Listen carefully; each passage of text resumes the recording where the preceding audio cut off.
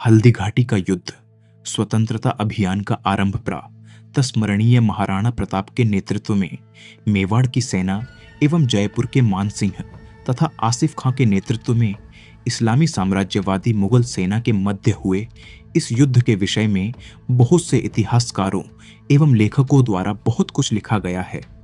यह लेख उस युग प्रवर्तक दिन की तैयारी, उस दिन की सैन्य रणनीति, घटनाओं तथा इस युद्ध के परिणामों पर भिन्न भिन्न स्रोतों से पुष्टि करने के बाद उस दिन के तथ्यों को व्यवस्थित करने का प्रयास है।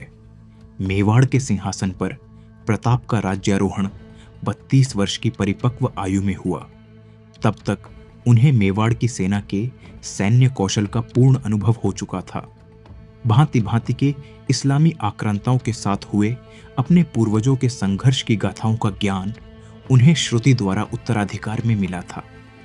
चित्तौड़ के तीसरे साका जौहर के समय एक ही दिन में अकबर द्वारा 40,000 निरपराध नागरिकों की हत्या की पीड़ा का दंश भी उन्होंने अपने हृदय में संजो रखा था। उन्हें झांक था कि किस प्रकार से मुगलों के आग्नेयास्त्रों ने पिछले सभी युद्धों में एकदम से युद्ध का सारा पासा ही मुगलों के पक्ष में पलट दिया था। अकबर द्वारा चतुराई से अन्य राजपूत राजाओं को अपनी ओर मिला लेने की धूर्तता का भी उन्हें पूर्ण बोध था। अकबर द्वारा मेवाड़ को अपने अधीन करने के उन्माद का प्रताप को स्पष्ट बोध था। हल्दी घाटी का युद्ध, स्वतंत्रता अभियान का आरंभ, कि अकबर मेवाड़ को हथियाने के लिए किसी भी सीमा तक जाएगा।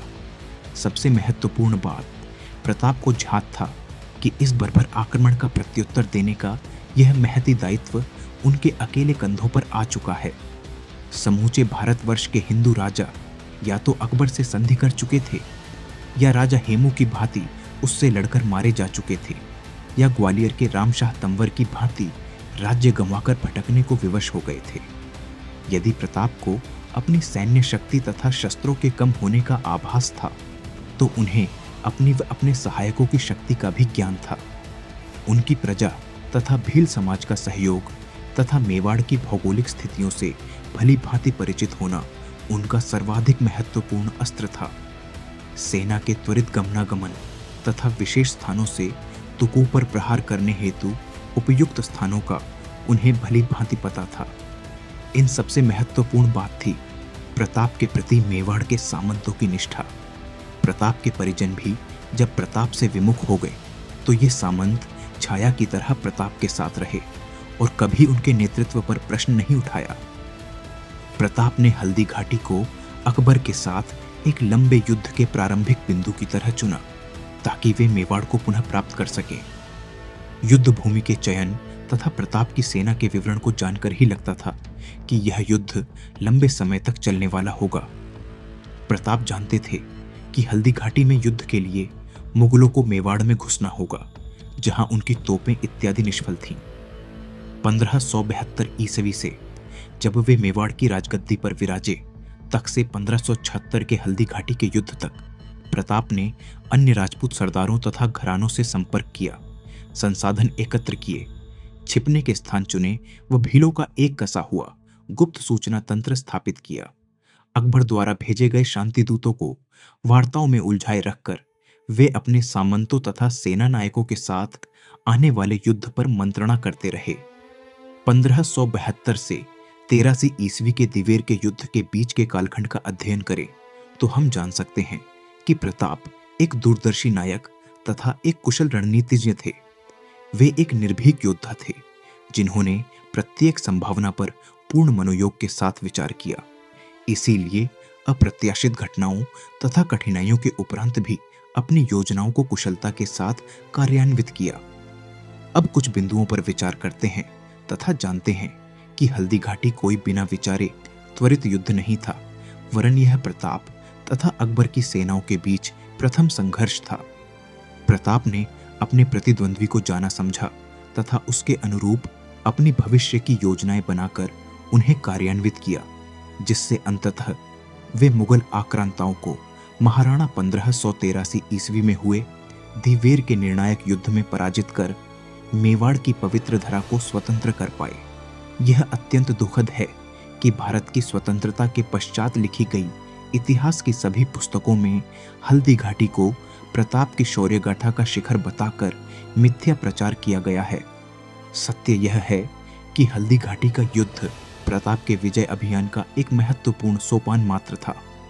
इन्हीं इतिहासकारों ने प्रताप को एक असहाय पलायनकर्ता के रूप में भी दर्शाया है, जबकि प्रताप एक स्वतंत्र महाराणा के रूप में जिए, शासन किया तथा चित्तौड़ के अतिरिक्त मेवाड़ की धरती का कोना कोना मुगल आक्रांताओं से छीन लिया।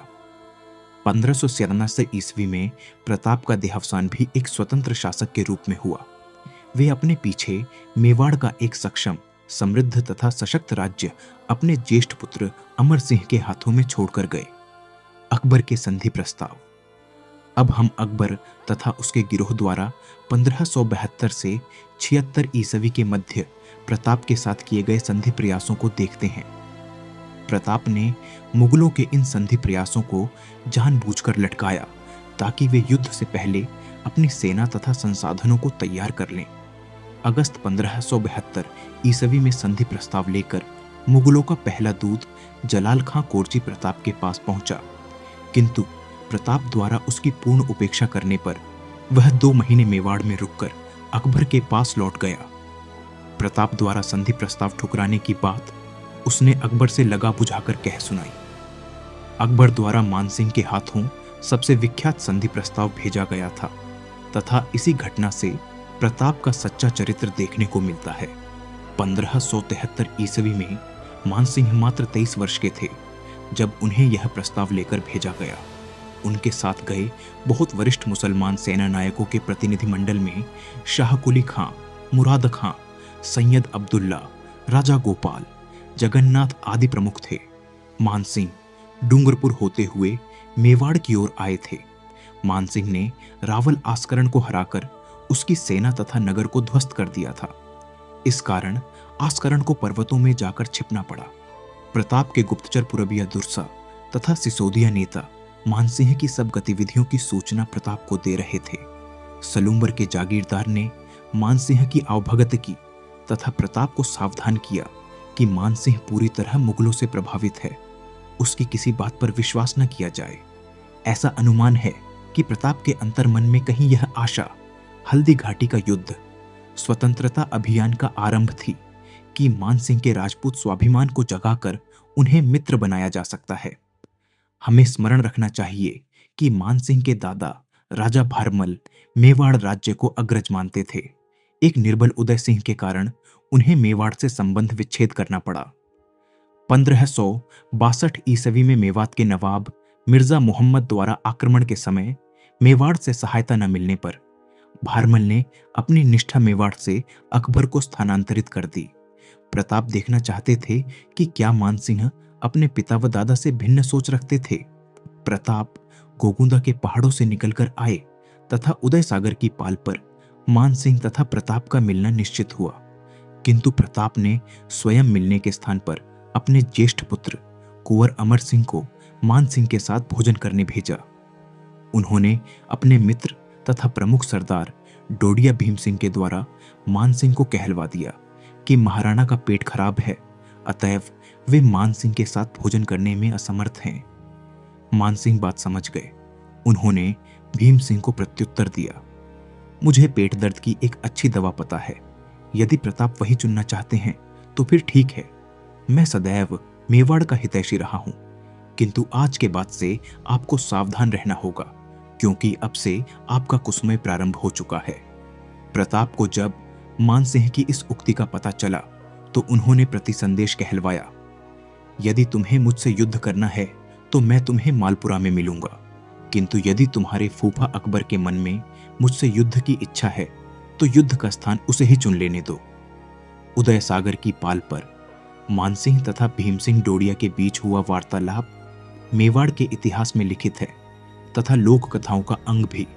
इस वार्तालाप के अंत में भीम सिंह कहते हैं, यदि मैं तुम्हारे हाथी के निकट पहुंचा तो तुम हाथी की नहीं मेरे भाले की सवारी करोगे, यदि ऐसा नहीं हुआ तो मेरा नाम भी भीम सिंह नहीं। मेवाड़ तथा जयपुर के राजपूतों के बीच यह वार्ता अब बहुत कटु स्तर तक जा पहुंची थी। प्रताप ने वे बर्तन तक उदय सागर में फेंकवा दिए जिनमें मानसिंह ने भोजन किया था तथा उस स्थान को भी गंगा जल से शुद्ध करवाया जहां मानसिंह बैठे थे।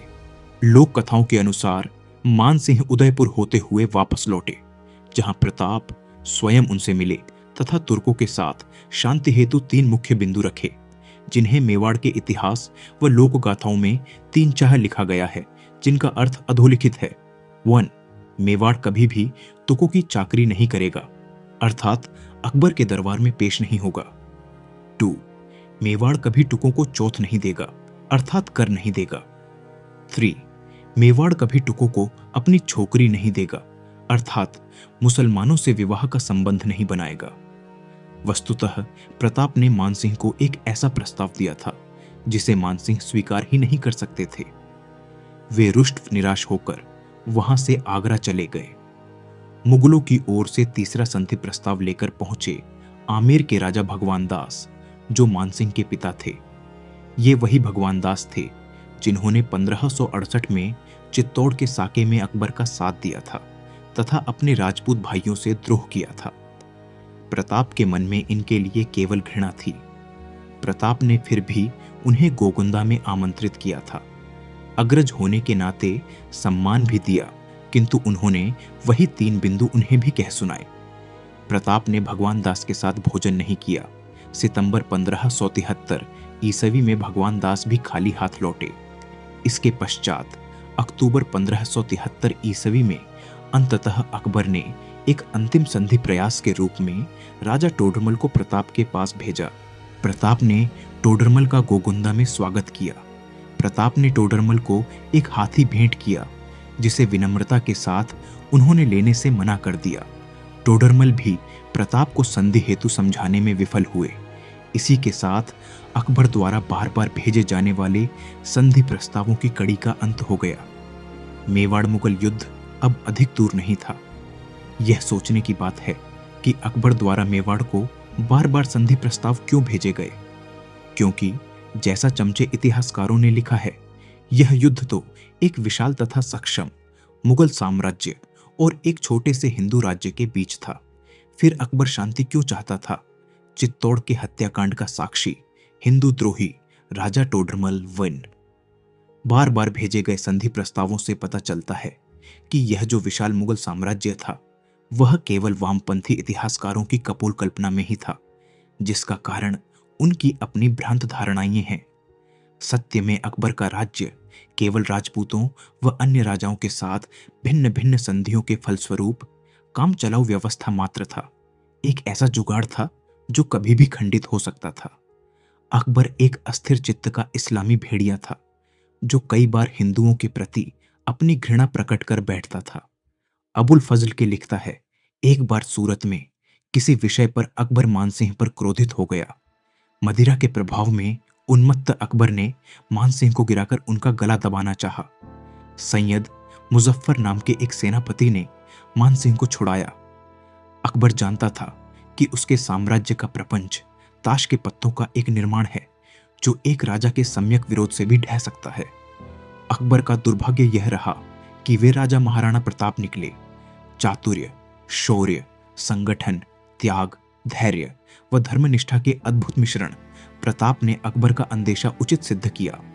प्रताप के विरोध के कारण ही अकबर हिंदुओं को मिटा नहीं पाया। 2. मुगल साम्राज्य की झूठी अवधारणा इसलिए भारतीय जनमानस में समा गई क्योंकि अधिकतर भारतीय इतिहासकारों ने फारसी, तुर्क तथा अन्य महाराणा मुसलमान लेखकों द्वारा लिखित संस्मरणों को अपने लेखन का आधार बनाया है। ये मुसलमान लेखक अपने बादशाहों की चाटुकारिता में असत्य भी लिखते थे तथा हिंदू राजाओं के प्रति पूर्वग्रह से भरते थे। इसीलिए इनकी निष्पक्षता पर पूर्ण संदेह है। जिस प्रकार की भाषा एवं तथ्यों का प्रयोग फारसी, तुर्क व अरब इतिहासकारों ने किया है, वह न तो सभ्य है, न ही प्रामाणिक, बल्कि अतिशयोक्तियों तथा तत्कालीन मुसलमान शासकों की चापलूसी से भरी है। उदाहरणार्थ, अबुल फजल लिखता है कि प्रताप को अकबर के वचनों पर विश्वास नहीं था, अतः उन्होंने स्वयं जाने की अपेक्षा अमर सिंह को अकबर के दरबार में भेजा था। यह सर्वथा बेसिर पैर की बात है। यदि कुंवर अमर सिंह अकबर के पास गए होते तो फिर प्रताप तथा अकबर के मध्य युद्ध की स्थिति कभी आनी ही नहीं चाहिए थी। टोड या श्यामल दास तो प्रताप के सैकड़ों वर्षों के बाद इतिहास लिख रहे थे। उनकी त्रुटियां तो भूलवश हो सकती हैं। अबुल फजल तो प्रताप का समकालीन था। इतनी निर्लज्जता से इतना बड़ा असत्य बोलना इस्लामी इतिहासकारों को नग्न कर देता है। अतः ऐसा कहा जा सकता है कि तथाकथित महान मुगल साम्राज्य निर्माणाधीन प्रकल्प था व मुसलमानों का अतिशयोक्तिपूर्ण प्रचार था। सत्य यह है कि तुर्कों तथा मेवाड़ के बीच एक प्रकार से समानता थी।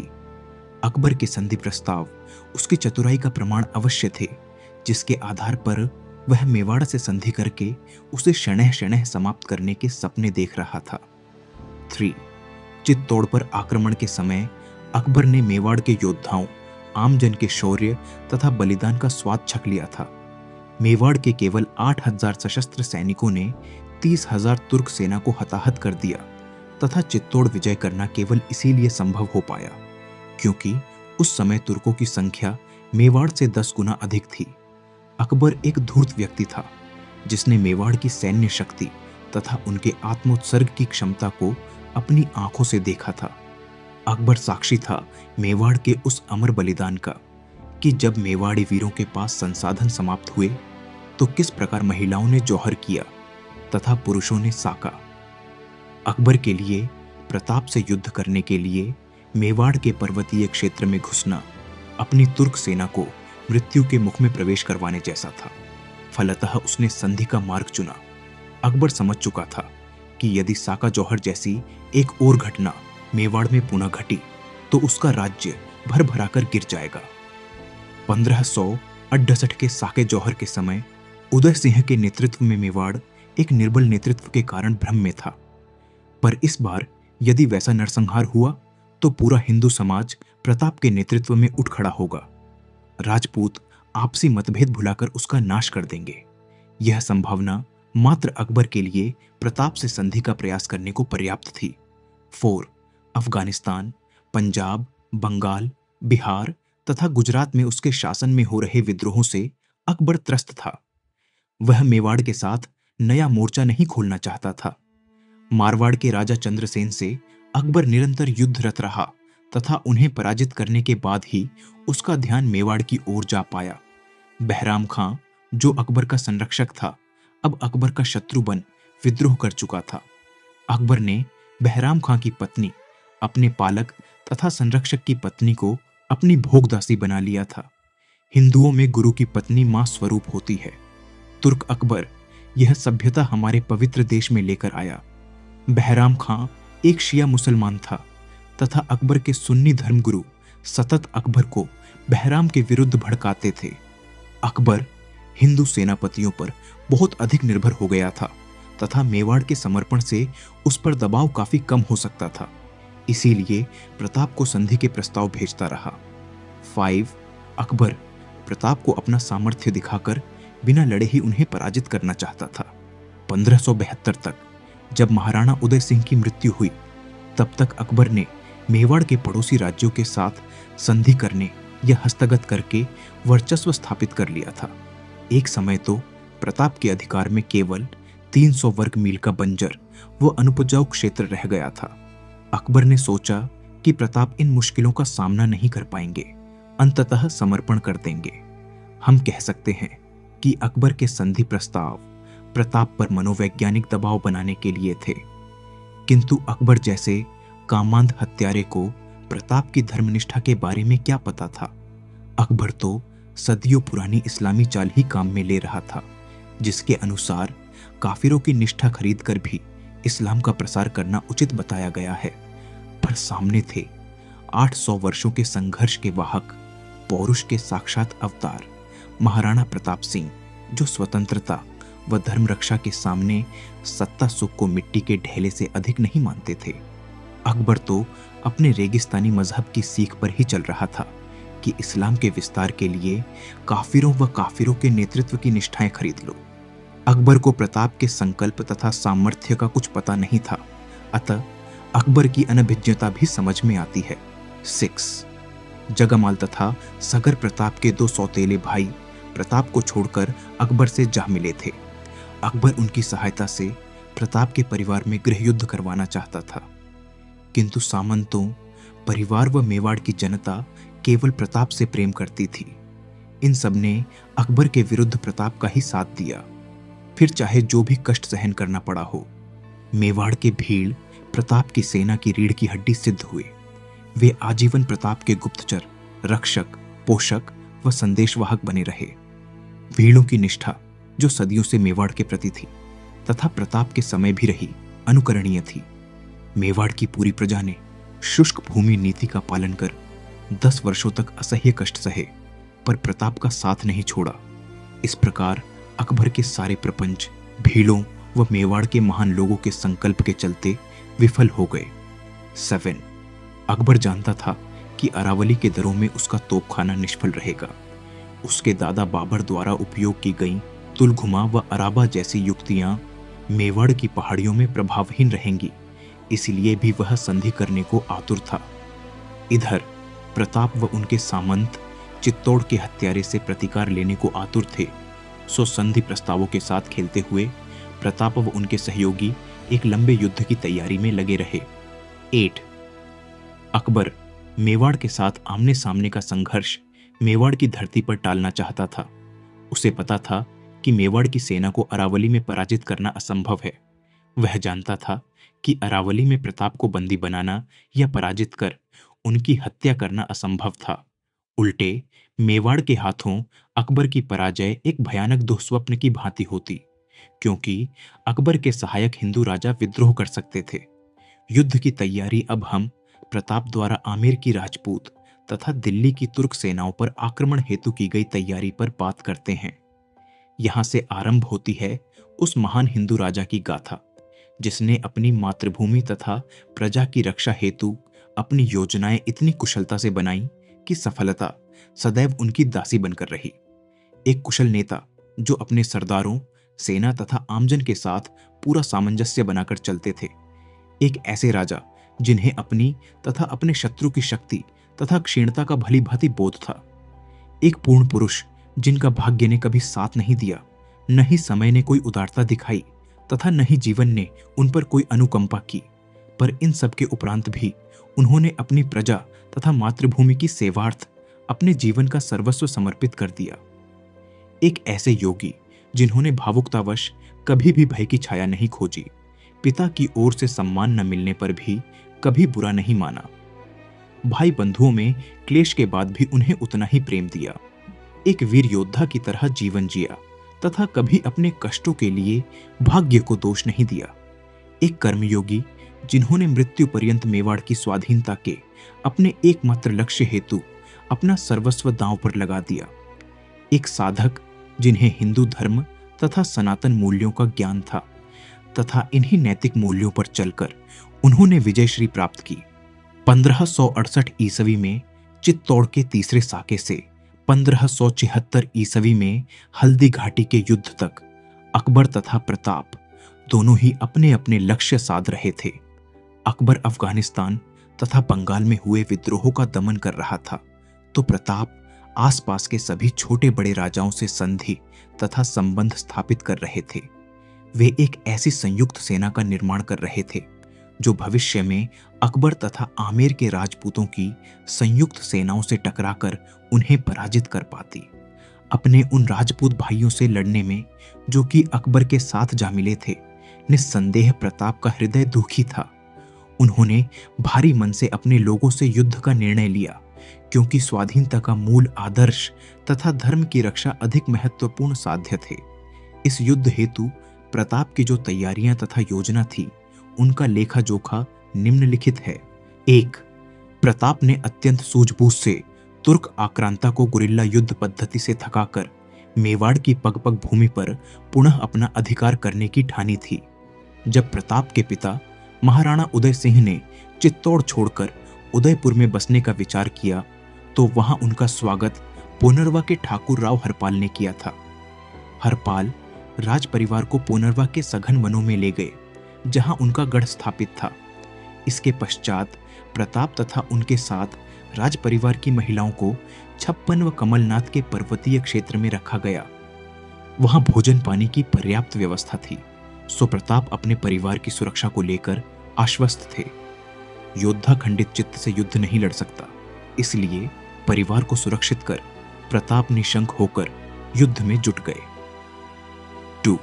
प्रताप तथा उनके मंत्रियों द्वारा लिया गया सबसे महत्वपूर्ण निर्णय था मायारा, जोवारवाला तथा मचीनपुर की गुफाओं की खोज, जहां उन्होंने अपने विश्वस्त सामंतों को सैन्य सामग्री, शस्त्र तथा धन छुपाने का आदेश दिया था। यहां पर प्रताप के शौर्यवान पूर्वजों, मुख्यतः महाराणा हम्मीर, कुंभा तथा सांगा की दूरदर्शिता का पता चलता है, जिन्होंने मेवाड़ के साम्राज्य के लिए पर्याप्त धन की व्यवस्था की थी। इन्हीं दूरदर्शी महाराणाओं के धन से प्रताप को इस महासमर के कठिन समय में अपने राज्य को संभालने में महती सहायता मिली। हमें मेवाड़ के सरदारों सामंतों के बुद्धि कौशल तथा सुनियोजित युद्ध कला पर भी गर्व होना चाहिए, जिन्होंने अकबर के आक्रमण से पूर्व ही चित्तौड़ से राजकोष को हटा लिया था। किसी को भनक लगे बिना कैसे उन अदम्य साहसी लोगों ने इस राजकोष को वहां से सुरक्षित स्थान पर पहुंचाया होगा, यह भी विचारणीय है। 3. अरावली की दुर्गम पर्वत श्रृंखला में ऐसे कई स्थान थे जो ऊंचाई में अधिक नहीं थे तथा जहां पानी इत्यादि की पर्याप्त व्यवस्था थी। इन पर्वतों के मध्य पठारी भूमि कृषि हेतु पर्याप्त मात्रा में थी तथा उपजाऊ इतनी थी कि वर्ष पर्यंत वहां पर किसी न किसी प्रकार की फसल प्राप्त की जा सकती थी। ऐसे सभी क्षेत्र आपस में आने जाने के लिए संकीर्ण घाटियों अथवा पगडंडियों के माध्यम से जुड़े थे। इन घाटियों में मेवाड़ की सेना छिप भी सकती थी और विश्राम भी कर सकती थी। इन स्थानों तक आने वाले रास्ते इतने दुर्गम थे कि 1000 लोगों को रोकने को केवल 20 से 30 सैनिक ही पर्याप्त होते थे। ऐसे सभी स्थानों को चिह्नित कर उनका नामकरण किया गया। 4. प्रताप ने अपने परदादा महाराणा कुंभा द्वारा निर्मित गढ़ तथा घड़ियों को सैनिकों की विश्राम स्थली की तरह उपयोग में लिया, जिससे सैनिक अपने अगले गुरिल्ला युद्ध पर जाने से पहले पुनः विश्राम कर पाए। इनमें गोगोंदा सर्वोत्तम गढ़ था, क्योंकि यह हल्दी घाटी से अधिक दूरी पर नहीं था। उन्होंने जोशी पूना की अगुवाई में अपनी अश्वारोही सेना को हल्दी घाटी में तैनात रखा तथा पर्वतों की कंदराओं एवं पेड़ों पर आदिवासी भील योद्धाओं को रख छोड़ा ताकि दुश्मन पर दोहरी मार की जा सके। 5. शुष्क भूमि नीति के चलते उन्होंने गांवों में बसी अधिकांश जनता को केलवाड़ा, कुंभलगढ़ इत्यादि उपजाऊ धरती वाले स्थानों पर पुनर्स्थापित कर दिया। मेवाड़ के समतल स्थानों को पूर्णतः निर्जन कर दिया गया, खेतों को उजाड़ दिया गया, कुओं में विष डाल दिया गया, जिससे आने वाली मुगल सेना को भूख व प्यास से मरने की परिस्थिति उत्पन्न हो जाए। इस नीति से तुर्कों से होने वाली जनहानि से तथा माता बहनों की अस्मिता की भी रक्षा हो सकी। 6. प्रताप ने अपनी सेना एवं युद्ध के योग्य नागरिकों के लिए शस्त्र प्रशिक्षण की भी उचित व्यवस्था की थी। इसका दायित्व ग्वालियर के राजा रामशाह तंवर को सौंपा गया था। ये वही रामशाह तंवर थे जिनके राज्य ग्वालियर को अकबर ने हथिया लिया था तथा वे ग्वालियर को पुनः प्राप्त करने की आशा से महाराणा उदय सिंह से आ मिले थे। उसी समय से रामशाह तंवर को मेवाड़ का सेनापति तथा रणनीति का प्रमुख सलाहकार नियुक्त किया गया था। उन्हें मेवाड़ की सेवा हेतु उनके परिवार तथा सेना की एक टुकड़ी के भरण पोषण के लिए 800 रुपये प्रतिदिन मिलते थे। चित्तौड़ के तीसरे साके के पश्चात रामशाह के साथ उनके 3 पुत्र शालिवाहन, भवानी तथा प्रताप भी मेवाड़ की सेनाओं को शिक्षण व रणनीति सिखाने में लगे थे, जो अरावली पर्वत श्रृंखला में बिखरी हुई थी। सावित मेवाड़ के भील समुदाय को लेकर गुप्तचरों का एक सशक्त तंत्र बनाया गया, जो प्रताप के अत्यंत विश्वास पात्र लोग थे। भील वनों की संपदा पर निर्भर कई दिनों तक बिना सामान्य भोजन पानी के जीवित रहने तथा वन में उत्पन्न एक ऐसी जनजाति है जिन्हें वेश बदलने, वनों में तुरंत अदृश्य हो जाने, कई होने वाले खाद्य अखाद्य को खाकर जीवन यापन कर लेने में महारत थी। प्रताप का गुप्त सूचना तंत्र हल्दी घाटी तथा दिवेर के युद्ध में अत्यंत प्रभावशाली सिद्ध हुआ, क्योंकि इन्हीं की सहायता से प्रताप को शत्रुओं के वस्तुस्थिति, उनका संख्या बल योजनाओं इत्यादि के विषय में प्रामाणिक जानकारी मिलती थी।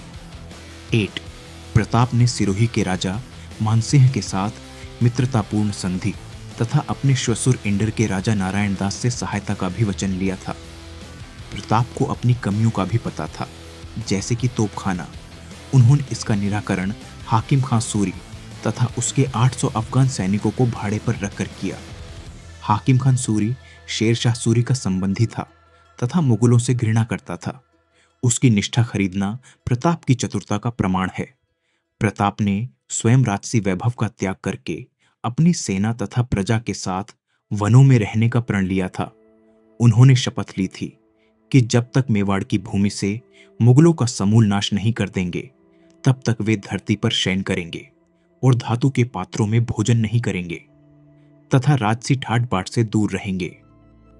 प्रताप की इस शपथ से उनकी सेना तथा प्रजा इतनी प्रभावित हुई कि मेवाड़ के इस कुसमय में जन जन ने तुर्कों के विरुद्ध हुए युद्ध में बढ़ चढ़कर भाग लिया। आमजनों की इस सम्मिलित सेना में ब्राह्मण, वैश्य, क्षत्रिय, चारण, भील सहित सभी 36 जातियों तथा जनजातियों ने अपनी मातृभूमि के रक्षार्थ इस युद्ध में प्रताप का साथ दिया। प्रताप को संख्या तथा वचनबद्धता में भी जितनी सहायता प्राप्त हुई वह अद्भुत थी। यह स्वामी भक्ति तथा वचनबद्धता तब तक बनी रही जब तक प्रताप का अकबर से युद्ध चलता रहा, यानी 1576 ईस्वी में हल्दी घाटी से 1583 ईस्वी में दिवेर के युद्ध तक।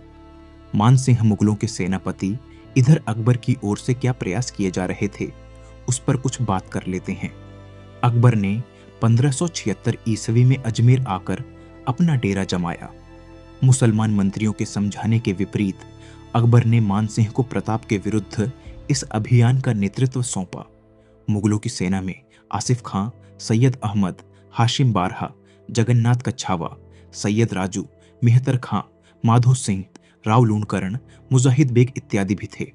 मुंतखिब उल तवारीख का लेखक अल बदायूनी भी मुगलों की सेना के साथ गया था। उसने हल्दी घाटी के युद्ध का वर्णन साक्षी के रूप में लिखा है, यद्यपि उसने केवल मुसलमानों के दृष्टिकोण से ही अपना संस्मरण लिखा है। मानसिंह, जिन्हें अकबर पुत्रवत मानता था, उनका चयन मुगलों की इस सेना का नेतृत्व करने के लिए किया गया। इसके प्रमुख कारण निम्नानुसार हैं। 1. मानसिंह अत्यंत शौर्यवान तथा कुशल योद्धा थे। एक ऐसे हिंदू सेनापति थे जिन्हें युवावस्था में ही कई युद्ध लड़ने का अनुभव था। 2. यह अकबर के द्वारा रचा गया एक सफल षड्यंत्र था जिसमें उसने आमेर तथा मेवाड़ दोनों राज परिवारों को एक दूसरे के विरुद्ध कर दिया। अकबर का मंतव्य केवल प्रताप तथा मानसिंह की सेनाओं को एक दूसरे से मरवाना नहीं था, वह दो महत्वपूर्ण राजपूत घरानों के बीच स्थायी वैमनस्य के बीज बोकर उसकी फसल काटना चाहता था। अकबर जानता था कि यदि उनका नेतृत्व कोई मुसलमान करेगा तो जयपुर के राजपूत शस्त्र उठाने में हिचकिचाएंगे। अतः उसने उन्हीं के राजपूत राजकुमार मानसिंह को सेनापति नियुक्त कर दिया तथा राजपूतों को राजपूतों से लड़वाने में सफल रहा।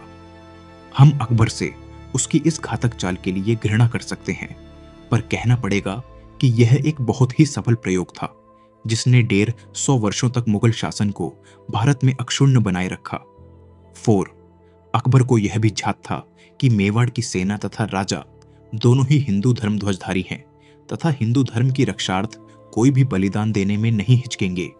अतः मेवाड़ के सैनिक हिंदू राजपूतों से आधे मन से ही लड़ेंगे और प्रताप को पराजित करना सहज होगा। 5. अकबर जानता था कि राजपूत राजाओं में मेवाड़ का वर्चस्व और सम्मान है तथा महाराणा सांगा के शासनकाल तक जयपुर मेवाड़ को सहयोग कर दिया करता था और मेवाड़ की वरिष्ठता भी स्वीकार करता था। अकबर ने जयपुर तथा मेवाड़ घरानों में परस्पर प्रतिद्वंद्विता का लाभ उठाया तथा दो राजपूत राजाओं को एक दूसरे का शत्रु बना दिया। 20 अप्रैल 1576 ईस्वी को मानसिंह ने मेवाड़ के मांडलगढ़ की ओर 20,000 की सेना लेकर कूच किया। वह मांडलगढ़ में 2 महीने तक रुके तथा उन्होंने अजमेर से अपनी सेना हेतु भोजन इत्यादि सामग्री तथा संसाधन जुटाए। मांडलगढ़ से उन्होंने खमनोर की ओर प्रस्थान किया, जी की हल्दी घाटी से 6 किलोमीटर की दूरी पर है। मानसिंह के मांडलगढ़ आगमन की सूचना मिलते ही प्रताप भी आगे बढ़े। एक बार तो प्रताप ने शत्रु से वहीं निपटने का मन बनाया, किंतु उनके सामंतों तथा सरदारों ने उन्हें ऐसा न करने का आग्रह किया, जिसके 2 प्रमुख कारण थे। 1. मानसिंह की इतनी बड़ी सेना से समतल मैदान में युद्ध करना मृत्यु को निमंत्रण देना होगा, अतः दुश्मन को पर्वतीय क्षेत्र में खींचकर लाना होगा, जो कि मेवाड़ की सेना के अनुकूल रहेगा। 2. मानसिंह तो मुगल प्रतिनिधि बनकर रह गए थे। इस बार का युद्ध केवल दो राजाओं की सेनाओं का नहीं था, वरन इस युद्ध के परिणाम पर हिंदुओं तथा मेवाड़ का भविष्य निर्भर था। यह समय अत्यधिक सावधानी का था, क्योंकि प्रताप के लिए पराजय अब विकल्प ही नहीं रह गई थी। प्रताप अपने सरदारों की बातों को मान उचित समय की प्रतीक्षा करने लगे। जब मानसिंह भी खमनोर तक पहुंच गए तो यह निश्चित हो गया था कि युद्ध स्थल हल्दी घाटी ही होगा। प्रताप ने अपनी सेना को कुंभलगढ़ से गोगुंदा भिजवा दिया था, जो कि हल्दी घाटी से 30 किलोमीटर दक्षिण पश्चिम में है। युद्ध से कुछ दिन पूर्व राजा रामशाह तौर के गोगुंदा स्थित निवास पर मेवाड़ की युद्ध परिषद की बैठक हुई, जहां आगामी युद्ध पर विस्तार से मंत्रणा की गई। इसमें ग्वालियर के तंवर वंश के सरदार रामशाह तंवर तथा उनके 3 पुत्रों शालिवाहन, भवानी तथा प्रताप के साथ रामशाह के किशोरवय पौत्र धर्मागत भी थे।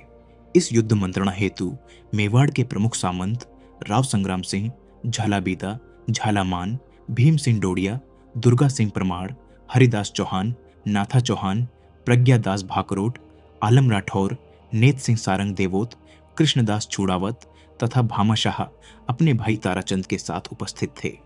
मेवाड़ के राजपरिवार तथा प्रताप के कई निकट संबंधी भी वहां उपस्थित थे, जैसे कि मानसिंह सोनगरा, प्रताप के मामा कुंपा राठौर, जयमल राठौर के पुत्र व कल्याण सिंह चूंडावत, पत्ता छूंडावत के पुत्र। सभी वरिष्ठ जनों का मत था कि मेवाड़ की सेना को पर्वतीय क्षेत्र से बाहर नहीं निकलना चाहिए तथा मुगल सेना को पहाड़ों में अंदर आने देना चाहिए। रामशाह, नेत सिंह, कृष्णदास तथा अन्य वरिष्ठ जनों का मानना था कि जयपुर के राजपूत योद्धाओं के अतिरिक्त मुगल सेना को पर्वतीय क्षेत्र में युद्ध करने का कोई अनुभव नहीं है, अतः उन्हें तो मेवाड़ की सेना वहीं परलोक पहुंचा देगी। इसके विपरीत युवा हल्दी घाटी का युद्ध, स्वतंत्रता अभियान का आरंभ सरदारों का मानना था कि युद्ध पहाड़ों की अपेक्षा मैदान में होना चाहिए। फिर सब सेना नायकों ने यह निष्कर्ष निकाला कि मेवाड़ की सेना हल्दी घाटी से निकलकर मुगल सेना पर 3 दिशाओं से आक्रमण करेगी तथा बनास नदी के तट पर खमनोर के मैदानी क्षेत्र में युद्ध करेगी, परंतु घाटी से दूर नहीं जाएगी। यह निर्णय वरिष्ठ सरदारों द्वारा पूर्व में लिए गए निर्णय के एकदम विपरीत था, जिसके अनुसार मुगल सेना को हल्दी घाटी के भीतर आने दिया जाना था तथा अरावली के पर्वतों तथा वनों की आड़ीडीएच में छापामार युद्ध करना था। प्रताप ने युवा सरदारों के निर्णय को मान दिया, क्योंकि उनके मन में भी शत्रु को मेवाड़ की सैन्य शक्ति का विभत्स रूप दिखाने की एक योजना थी। यदि उन्होंने मुगल सेना को पराजित कर दिया तो अन्य हिंदू राजा स्वतः ही मेवाड़ से मिल जाएंगे।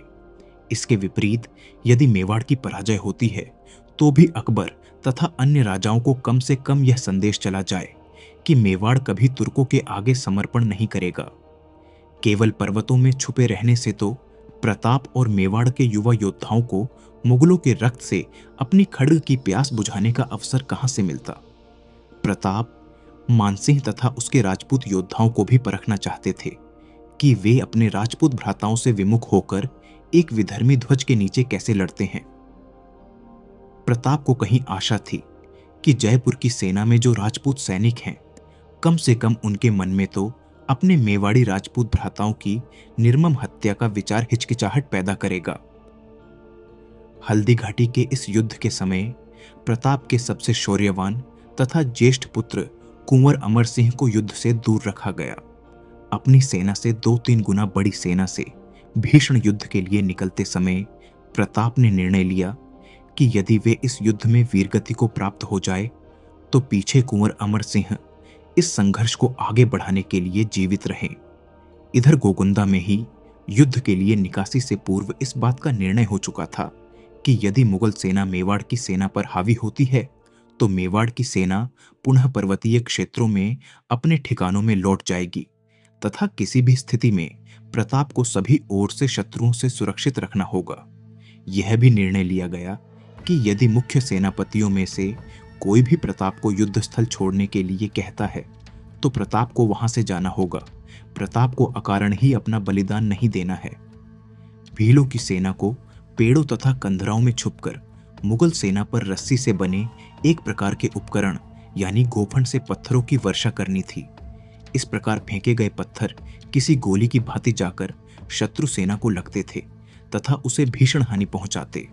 मेवाड़ के राजकीय इतिहास तथा कर्नल टॉड द्वारा मेवाड़ के सैन्य बल की संख्या 20,000 तथा मानसिंह के नेतृत्व में 80,000 की सेना बताई गई है, जबकि मुसलमान लेखकों ने प्रताप की सेना 3,000 तथा मानसिंह की 5,000 बताई है।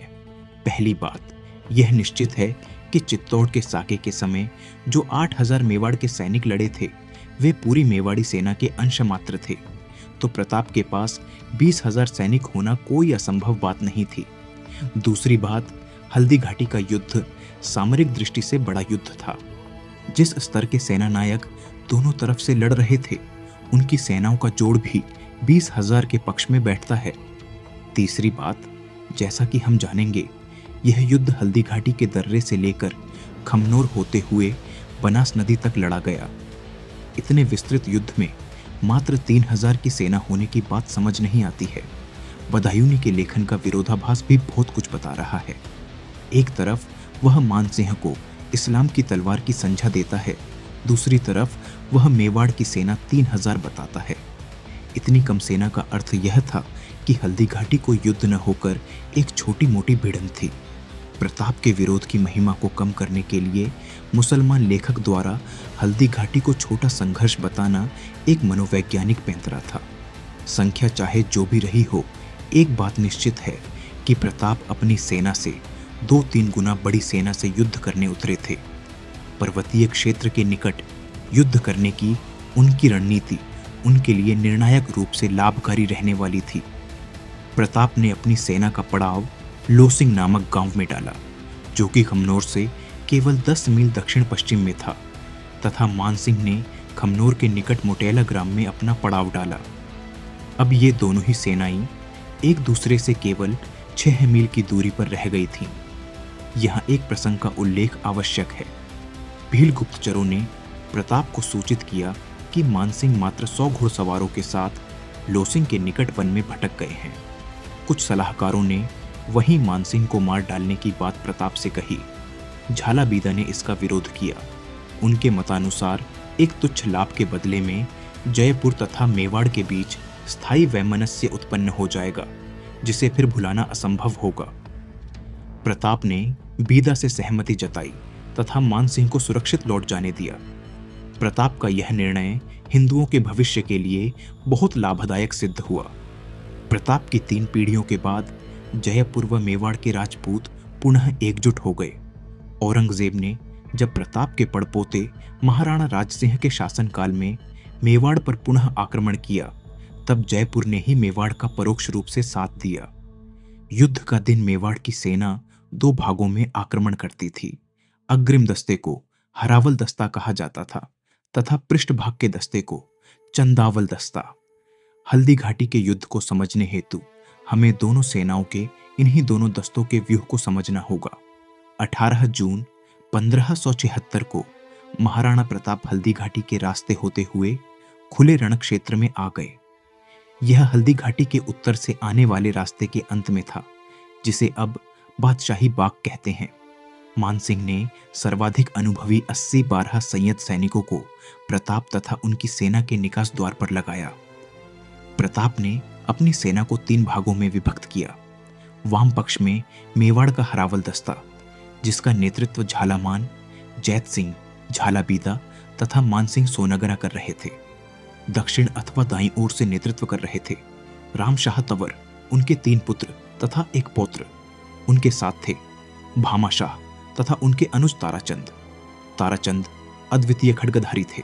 उनके विषय में प्रसिद्ध है कि वे दोनों हाथों से एक साथ खड्ग चला सकते थे। मध्य हरावल के नेतृत्व का दायित्व था भीम सिंह डोडिया, रावल कृष्णदास, रावत सांगा, राम सिंह तथा हाकिम खान सूरी पर। मध्य में चंद्रावल दस्ते में थे पूंजा राणा, पुरोहित गोपीनाथ, पुरोहित जगन्नाथ, कल्याण पड़िहार, जयमल बछावत, जैसा चारण तथा केशव चारण। संख्या कम होने के कारण मेवाड़ के पास केवल एक चंदावल दस्ता था। प्रताप को इस व्यूह के मध्य में रखा गया था। मुगल सेना भी इसी तरह से सुसज्जित थी। मुगल सेना का दायां भाग सैयद 12 सैनिकों का था, जो अपने शौर्य तथा अनुभव के कारण प्रसिद्ध थे। वाम भाग का नेतृत्व कर रहा था काजी खां, उसके साथ राव लूणकरण, जगन्नाथ कछावा व आसिफ खां थे। मान सिंह को मध्य में सुरक्षित रखा गया था, किंतु उनकी रक्षा हेतु मुगलों का हरावल दस्ता भी था। इस युद्ध में निर्णायक रही मुगलों की 2 आरक्षित टुकड़ियां। इनमें आगे की आरक्षित सेना का नाम था अल्तमश, जिसके नायक थे माधो सिंह। उसे जहां भी मुगल सेना क्षीण पड़ती, सहयोग देने का आदेश था। पृष्ठभाग की आरक्षित सेना का नायक था चालाक मेहतर खां। हल्दी घाटी का युद्ध, स्वतंत्रता अभियान का आरंभ। 18 जून 1576 को प्रातः 11 बजे के आसपास खमनोर के निकट के मैदान में यह युद्ध लड़ा गया। इस युद्ध का जो भी परिणाम होता, उसका स्पष्ट प्रभाव इस उपमहाद्वीप के हिंदुओं पर पड़ना निश्चित था। सर्वप्रथम महाराणा प्रताप सिंह हल्दी घाटी के मुहाने से अकेले निकलकर खुले में मुगल सेना के सामने खड़े हो गए। कुछ क्षणों में हाकिम खां व भामा शाह उनके दोनों ओर आ गए। प्रताप ने भयंकर क्रोध घृणा से मुगल सेना पर दृष्टि डाली। बदायूंनी लिखता है, कीका राणा ने नफरत से हमारी ओर देखा। गर्मी ऐसी पड़ रही थी कि खोपड़ी में मगज बुद्धि पिघल रहा हो। शंखनाद के साथ हिंदू सेना ने मुगल सेना पर धावा बोल दिया। अबुल फजल ने अपने संस्मरणों में लिखा है, दोनों ही सेनाएं युद्ध से प्रेम करती थीं तथा जीवन से घृणा। उन्होंने जीवन से बढ़कर अपने स्वाभिमान का मूल्य मान लिया था। मेवाड़ के मध्य भाग में हरावल दस्ते द्वारा प्रथम आक्रमण किया गया। यह आघात हाकिम खां सूवर और उनके अफगान सैनिकों ने मुगलों के हरावल पर किया तथा मुगलों को भीषण हानि पहुंचाई। प्रताप ने काजी खां पर हल्ला बोल दिया, जो हल्दी घाटी के मुख पर अपने सैनिकों के साथ खड़ा था। इन्हें परलोक पहुंचाकर प्रताप ने सैयद हाशिम बारहा पर हमला किया। फिर उन्होंने जगन्नाथ कछावा तथा आसिफ खां के नेतृत्व वाली मुगल सेना की ओर अपना अश्व मोड़ लिया। प्रताप के भीषण तथा औचक घात से सभी सेना नायक विकल हो उठे। प्रताप तथा उनकी सेना ने इन्हें घेरकर पत्थरीले तथा कंटीली झाड़ियों वाले मैदान की ओर धकेल दिया। यहां से आसिफ खान ने मुगल सेना के मध्य में मान सिंह के निकट जाकर अपने प्राण बचाए। जगन्नाथ कछावा अत्यंत शौर्यवान तथा कुशल योद्धा था, किंतु वह भी अपने अश्व से गिरते गिरते बचा। उसे बचाने हेतु मुगलों की आरक्षित सेना को लेकर माधो सिंह को आना पड़ा। प्रताप ने इस आरक्षित सेना को भी काटना आरंभ कर दिया तथा सैयद 12 सैनिकों के अतिरिक्त मुगलों की मध्य की सेना तितर बितर हो गई। इधर मेवाड़ की दाईं वाहिनी ने मुगलों की वाम वाहिनी पर आक्रमण करके उसे ध्वस्त कर दिया तथा उन्हें अपने प्राणों की रक्षा हेतु पीछे पलायन करना पड़ा। सांभर के राजपूत सैनिक, जिनका नेतृत्व राव लूणकरण कर रहा था, वह भेड़ों के झुंड के समान भागकर मुगलों की दक्षिण वाहिनी, जिसका नेतृत्व 12 सैयद कर रहे थे, के पीछे छुप गए। मेवाड़ की वाम वाहिनी लेकर झालाबीदा ने सैयदों पर भयंकर हमला किया तथा उन्हें पूर्णतया परास्त किया, किंतु घायल व आहत होकर भी ये सैयद रणक्षेत्र में रहे। इन्होंने भागने की अपेक्षा मृत्यु को अंगीकार करना उचित समझा। बदायूनी ने लिखा है, यदि सैयद अपना स्थान छोड़ देते तो उस दिन मुगल सेना को भयंकर हानि हो सकती थी। यहाँ एक प्रसंग है जिसके माध्यम से इस्लामी आक्रांताओं की विकृत मनोदशा से हिंदू समाज को अवगत करवाना आवश्यक है।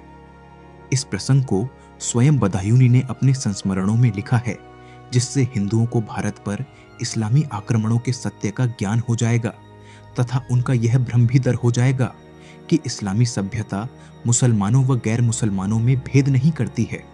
जब दोनों ही ओर से सेनाएं ऐसे तुमुल युद्ध में व्यस्त थीं, तो दोनों ही पक्षों के वाम, मध्य तथा दक्षिणी वाहिनियों में युद्धरत आमेर तथा मेवाड़ के सैनिकों के बीच अंतर कर पाना असंभव हो चला था। दोनों ओर के सभी राजपूत केसरिया पाना पहनकर युद्ध में जाते थे तथा कदकाठी व मूंछों के कारण एक जैसे ही दिख रहे थे। ऐसे में अलबदायूनी आसिफ खां से पूछता है, मुझे तो दोनों ही ओर राजपूत सैनिक दिखाई दे रहे हैं, जिन्होंने केसरिया दुपट्टा अनहिन वस्त्र बांधा हुआ है। अब ऐसे में आमेर तथा मेवाड़ के राजपूतों में से शत्रु तथा मित्र को पहचानेंगे कैसे? इसके उत्तर में आसिफ खां ने कहा, तुम तो मुक्त हस्त से बाण चलाओ। बाण किसी भी राजपूत को लगे, मरेगा तो काफिर ही, जीतेगा तो इस्लाम ही। काश उस समय तथा आज के हिंदू आसिफ खां के इस उत्तर का वास्तविक अर्थ समझ पाते। यदि हिंदू समाज को समझ आ जाए कि हम एक ऐसे हत्यारे समाज से युद्धरत हैं जिनके कोई नैतिक मूल्य है ही नहीं, यदि हिंदुओं को आसिफ खां के इन शब्दों का उचित अर्थ समझ में आए कि उनके लिए पारस्परिक मित्रता, वचनबद्धता तथा व्यक्तिगत निष्ठा इस्लाम के विस्तार के सम्मुख कोई मूल्य ही नहीं रखते, यदि आज भी हिंदू समझ पाते कि विश्व में इस्लाम के विस्तार को लेकर जो यह मनोविकृति है, उसके रहते इन इस्लामी उपद्रवियों से किसी भी प्रकार की सहभागिता, सहयोग अथवा शांति की अपेक्षा नहीं की जा सकती, यदि हिंदुओं को इन इस्लामी आक्रांताओं के वास्तविक लक्षण ज्ञात होते, तो किंचित हमारा प्रतिरोध और भी अधिक दृढ़ और सुनियोजित होता। यदि हिंदुओं ने इस्लामी आक्रमणों का प्रत्युत्तर अपने धर्म की रक्षार्थ विचार करके दिया होता और मानसिक रूप से विक्षिप्त इन अनैतिक उन्मादियों को 1 इंच भूमि का भी अंश नहीं दिया होता, तो कदाचित आज हमारे इस राष्ट्र का स्वरूप कुछ और ही होता। वापस युद्ध पर आते हैं। शत्रु की दोनों वाहिनियों को पराजित तथा ध्वस्त करने के पश्चात मेवाड़ की सेना ने मुगल सेना पर पुनः भीषण प्रहार किया। रामशाह तंवर तथा उनके पुत्रों ने मानसिंह पर आक्रमण किया। मानसिंह ने वीरतापूर्वक रामशाह से एकल कुद्ध किया। यह युद्ध इतना भीषण था कि उनके साथ लड़ने वाले योद्धा भी रुककर उनका युद्ध देखने लगे थे। एक अन्य मुसलमान लेखक मुल्ला शीरी, जिसने सदैव इस्लामी योद्धाओं का ही गुणगान किया है, उसे भी मानसिंह के शौर्य के विषय में लिखना ही पड़ा। आज एक हिंदू इस्लाम की तलवार बन गया। भागते हुए सलीम चिश्ती के पुत्र और फतेहपुर सीकरी के शेखजादे शेख मंसूर पर प्रताप ने अपने बाण से प्रहार किया। बाण उसके कूल्हे में लगा और इसी कारण वह जीवन भर लंगड़ाकर चला। काजी खान नाम के एक मुगल सेना नायक का हाथ कट गया और युद्ध स्थल से भागते हुए जोर जोर से चिल्लाने लगा, जब दुश्मन हावी हो तो लड़ाई से भागना हमारे रसूल की सुन्नत है।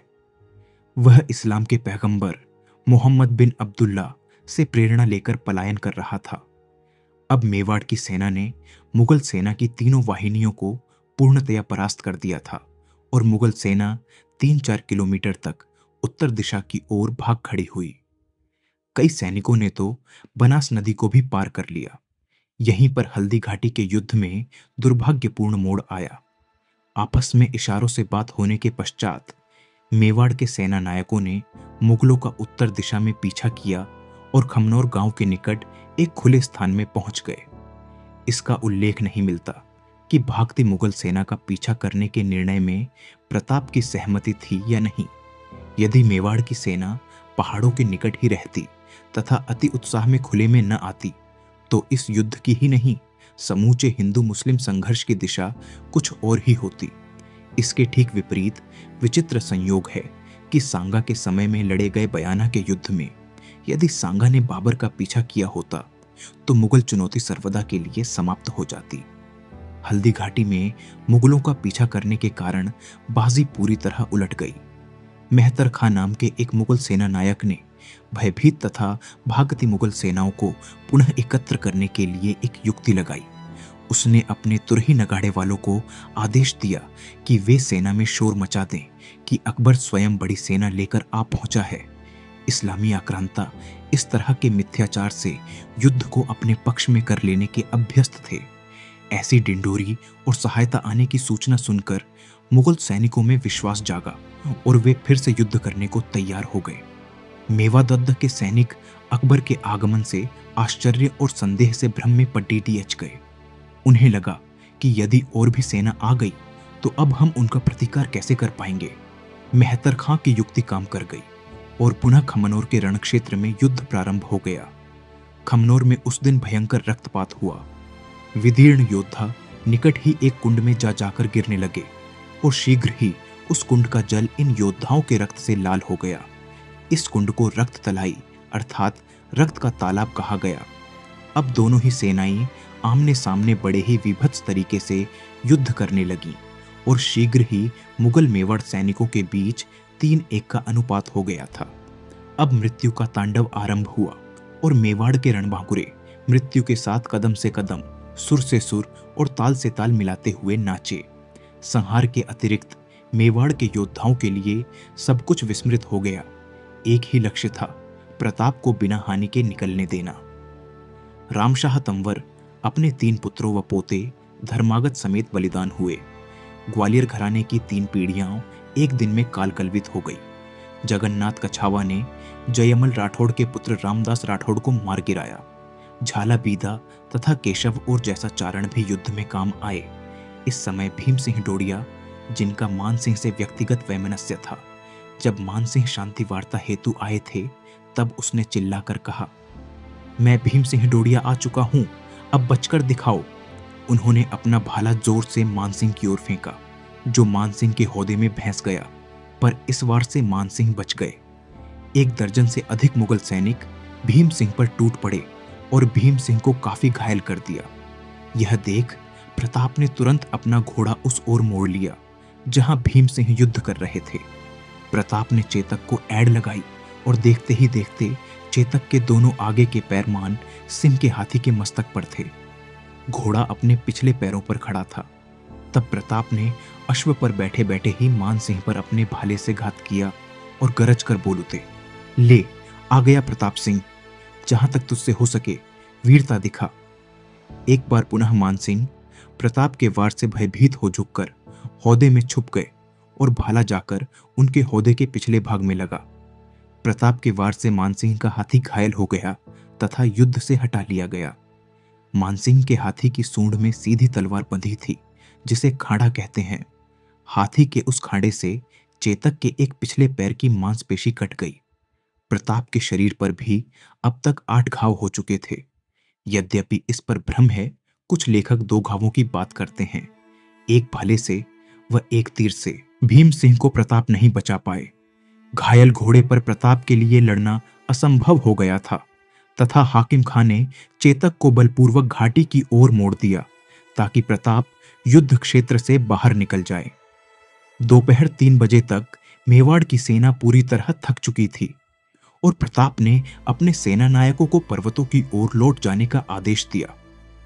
राणा पुंजा के नेतृत्व में सर्वप्रथम भीलों ने पर्वतों का आश्रय लिया। मुगलों ने लौटते प्रताप को चिह्नित कर लिया। घायल चेतक लंगड़ा कर अपने स्वामी को शत्रु से दूर पर्वतों की ओर ले जा रहा था। कम से कम 2 दर्जन मुगल धनुर्धारियों ने प्रताप पर बाण बरसाने आरंभ कर दिए और इतने ही सैनिकों ने प्रताप पर सीधा हमला भी बोल दिया।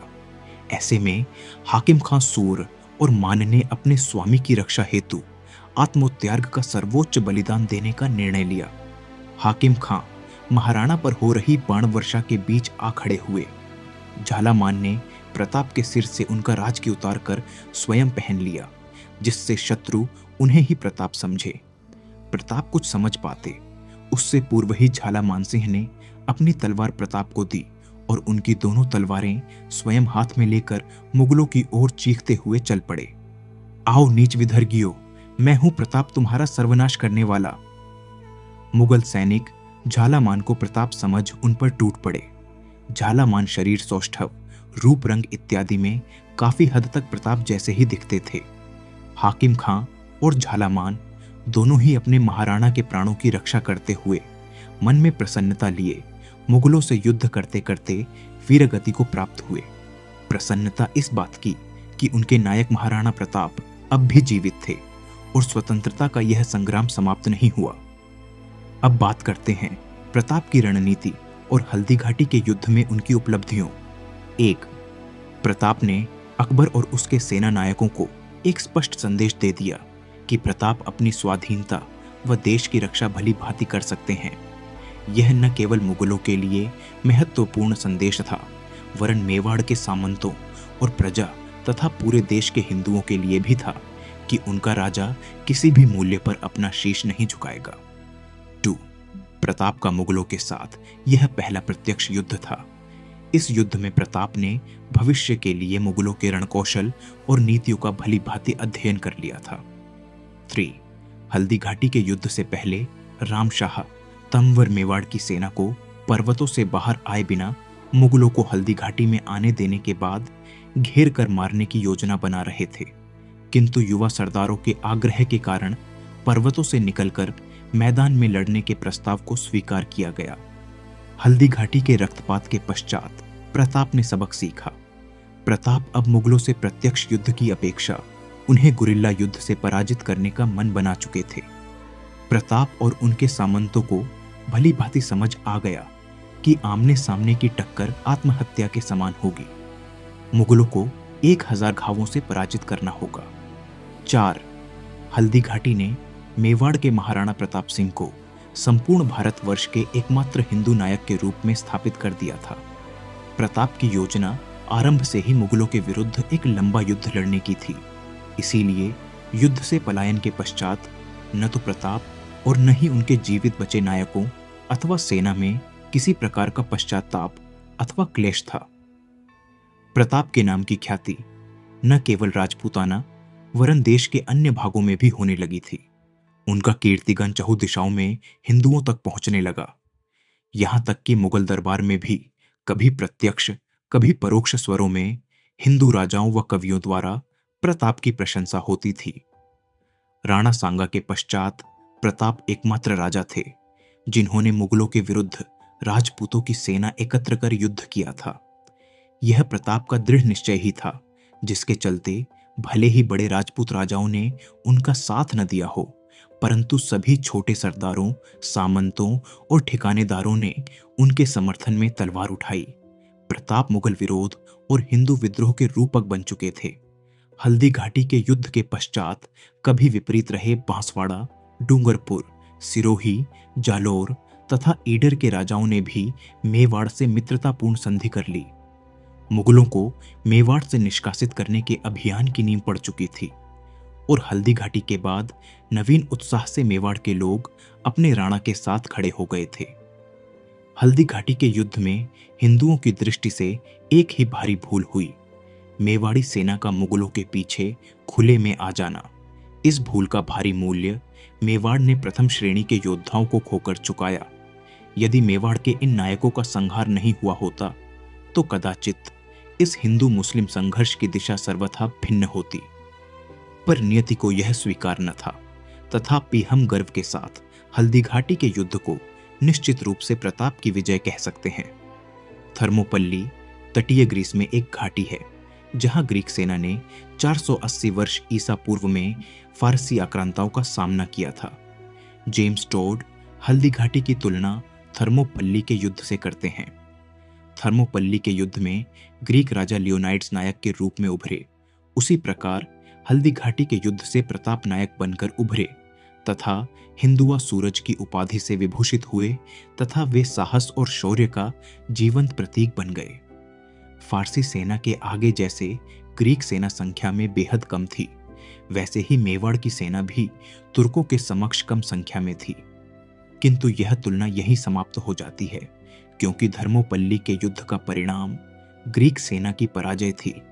वह राजा लियोनाइडस वीरगति को प्राप्त हुआ था, जबकि हल्दी घाटी का युद्ध मेवाड़ ने जीता और प्रताप अजेय हो मुगलों के चंगुल से निकल गए थे। हल्दी घाटी के इसी युद्ध से दिवेर के युद्ध की आधारशिला रखी। हल्दी घाटी का युद्ध मुगल आक्रांता अकबर के विरुद्ध संघर्ष का कीर्तिदायक प्रारंभ था, तो दिवेर का युद्ध उस संघर्ष की सफल व विजयदायिनी निष्पत्ति थी। दिवेर में प्रताप ने मुगलों द्वारा मेवाड़ में बार बार घुसपैठ के प्रयासों का ही पटाक्षेप कर दिया। उन्होंने 1583 ईस्वी में चित्तौड़ के अतिरिक्त मेवाड़ की पग पग भूमि को स्वाधीन कर 1597 ईस्वी में अपने मोक्ष पर्यंत स्वाभिमानी राजा की तरह शासन किया तथा एक भरा पूरा राज्य अपने पुत्र कुंवर अमर सिंह को सौंपकर देवलोक को पधारे।